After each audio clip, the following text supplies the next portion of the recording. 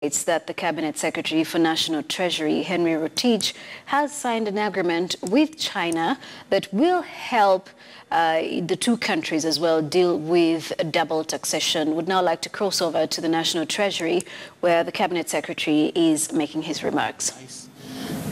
Because of what we have done today. Just like any other double taxation we have signed, we've seen quite a number of investments coming in because of the double taxation agreements we have signed with other countries. So we'll continue to sign with other countries which we are already benefiting from trade links and investment links, and that should really help to support our economy, create jobs, and many other things that we need to get support from our development partners. So the significance that we see is that because of our strategy now to focus on industrialization, we think China can provide that impetus. The Chinese investors should take the opportunity that we have created here in Kenya. We have been very busy over the last 4 or 5 years or so trying to lay the foundation. And China has been of great assistance, giving us support to build infrastructure, both in the transport sector, in the water sector, energy sector. And we believe we now have the base to attract investors to come in. As the cost of living rises in China, we expect relocation of businesses to Kenya as we strengthen our business environment. And this is what we expect now with the signing of double taxation. We expect more investors to come in the industry, in the manufacturing sector, and that is really where we are heading in terms of job creation and supporting the manufacturing sector here in Kenya. I don't want to say more. I will allow the PS also to say a few words, and also our guests who have just signed with the PS, and also the ambassador also to say 1 or 2 words, and then we will welcome 1 or 2 questions. So let's be brief. Let me start with the PS.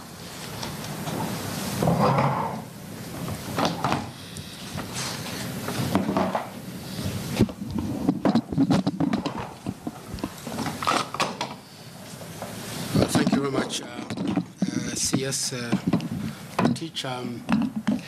The Chinese ambassador to Kenya, His Excellency Dr. Liu Jianfa, Sun Rubiao, Deputy Commissioner, State Department of Taxation of China, other officials from the Chinese Embassy in Nairobi, and officials from State Department of Taxation of China, and ladies and gentlemen.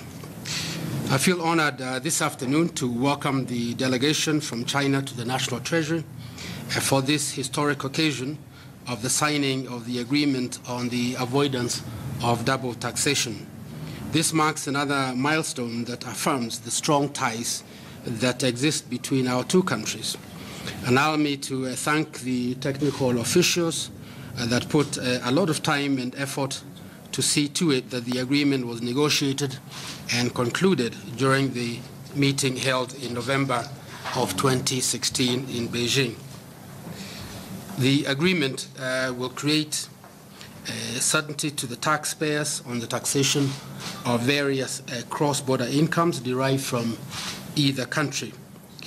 The provisions on mutual agreement, procedure, and exchange of information are very important and should be utilized to ensure the smooth implementation of the agreement.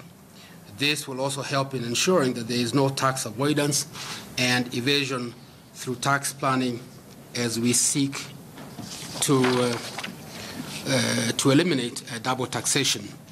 The signing of the agreement should also foster deeper relations between the tax administration of the two countries through capacity building and exchange programs to ensure that we transfer skills on taxation matters, including customs matters. China has remained a key trading partner to Kenya since Kenya gained independence more than 50 years ago. It is worth noting that China was the fourth country to open an embassy in Nairobi, signifying the importance that China places on Kenya. China is currently the leading source country for Kenya's imports that stood at 337.7 billion in 2016 against Kenya's exports to China of only 10 billion. The Chinese government remains the leading bilateral donor to Kenya with a cumulative official development assistance currently standing at 646.6 billion. And our bilateral economic cooperation continues to grow. The loan portfolio from Exim Bank of China and other Chinese financial institutions is currently at 620 billion.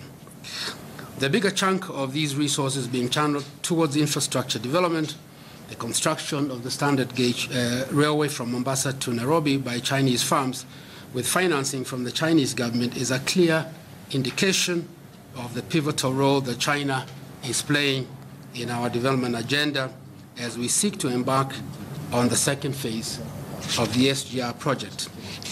Kenya's economy is ranked 9th in Africa with an estimated GDP of $64 billion with an average growth over the last 5 years of 5.5%. The growth is based on expansion in all leading sectors, including agriculture, livestock, tourism, wholesale, and building and construction. In spite of the economic and social challenges that we face, the Kenyan economy remains one of the most diverse on the African continent, offering a wide range of lucrative investment opportunities. Besides the wide range of investment opportunities available, investors in Kenya benefit immensely from our well-trained and skilled human resource base and attractive tax incentives. Kenya provides investors with an opportunity to access the East African Community market with a combined population of 150 million and a GDP of $145 billion. Kenya is also a member to regional trading blocs of COMESA, as well as a beneficiary country under the preferential trade enhancing schemes offered by the AGOA legislation of the United States and the ACP, that's Africa, Caribbean, Pacific EU cooperation, and various bilateral cooperation agreements. In conclusion, ladies and gentlemen, I am confident that the signing and eventual implementation of this agreement will promote and encourage greater flow of investments and trade for the benefit of the two countries for many years to come as we continue to pursue policies that ensure mutual benefit for our people, including balancing trade, which currently stands at 327 billion in favor of China.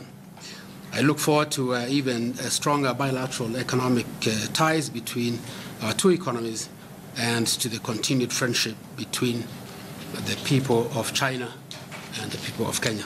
Thank you very much. All right. Thank you, CS, for those remarks.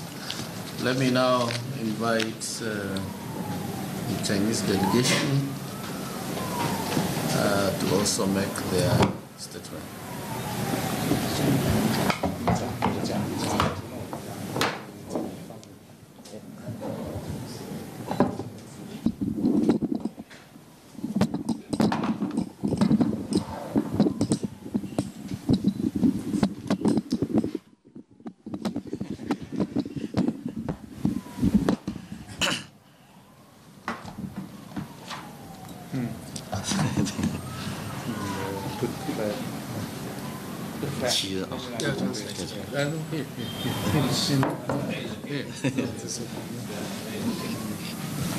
We should follow this. 就这里是。好，尊敬的卡姆图格先生阁下，女士们、先生们，刚才啊，我们一起共同签署了中华人民共和国政府和肯亚 I suppose we need a Mandarin interpreter for us to be able to translate that conversation with the Chinese delegate there. But